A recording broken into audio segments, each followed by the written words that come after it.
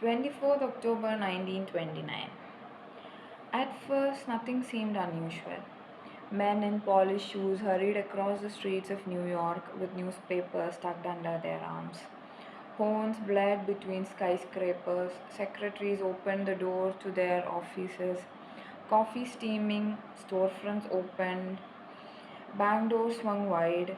The city marched with the confidence of a civilization that had stepped into the future. But none of them knew that before the day ended, fear would be spreading faster than fire, and that once it started, it would not stop at city boundaries or national borders. But exactly what happened that day? To understand that, we have to go back in time to a world that was recovering after the World War One. By 1920s, life had started to explode. People danced to jazz music and movie theaters or cinema theaters filled up every evening. Factories were roaring and cars were rolling endlessly. Many started believing that finally humanity has escaped suffering because technology was advancing rapidly, businesses were booming, and there was money all around. But underneath the glamour, something dangerous was growing. People started believing that wealth can be created endlessly, that is, without any checks or balances. And even ordinary or common citizen, they started entering the stock market. Not because they understood, but because everyone was getting rich. Even people with small amount of money started borrowing from banks just to invest more. But beneath everything, factories were producing on a mass scale beyond what people could afford, and farmers were growing crops at such a rate that markets were not able to buy.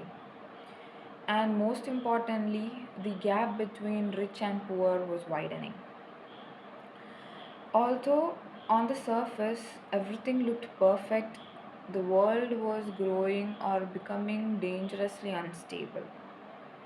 And finally, 24th October 1929 happened. That is the Wall Street crash. And after that, for the next 10 years or over the next 10 years, economies were destroyed, governments toppled, millions starved, and the entire course of modern history was reshaped. And this is what is known as the global depression. Listening to all these events, one can wonder, or one might start wondering, that in reality, how safe we are, or how safe are we? That is, they claim that we are living in economies that are booming and thriving. But then, every evidence is everything that we see when we look around points towards something else.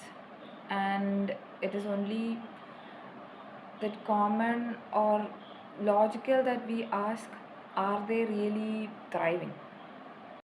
And the guarantees that are made in the name of progress, development, and safety, how valid are they?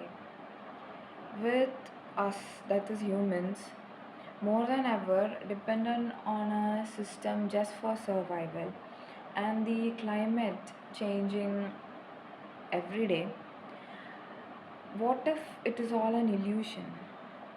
That is, with us chasing um, glamour and brands, using EMIs and credit card, and a living that is enabled by fuels, machines, and technology. What will happen if this illusion pops finally? So we have become slaves to a mechanism just to stay alive. Most of us, that is including me, hardly or are not aware of the basic survival skills. And if such a catastrophe like a market collapse, or more prominently a natural disaster on a wide scale, is to hit us tomorrow, we can only think about the consequences and the extent of the damage that it will be causing. I mean, the damage is one thing, but then to live after the catastrophe is what is going to be the real challenge.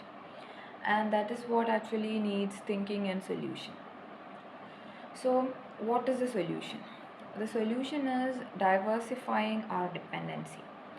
Being humans, it is a part of being the social beings that we are, that is, being dependent. In order to fully experience this life and enjoy the different facets of being a human, we have to be dependent. So, diversifying that dependency is where the solution lies. That is not aiming for self sufficiency but community sufficiency. That is building something that can thrive and exist even if globalization or the trade routes or supply chains are to collapse tomorrow. And yeah, that is the solution, and that is all for today. Take care, and I hope that you find stories in your shadows and that your life happens in the moments in between. Bye bye.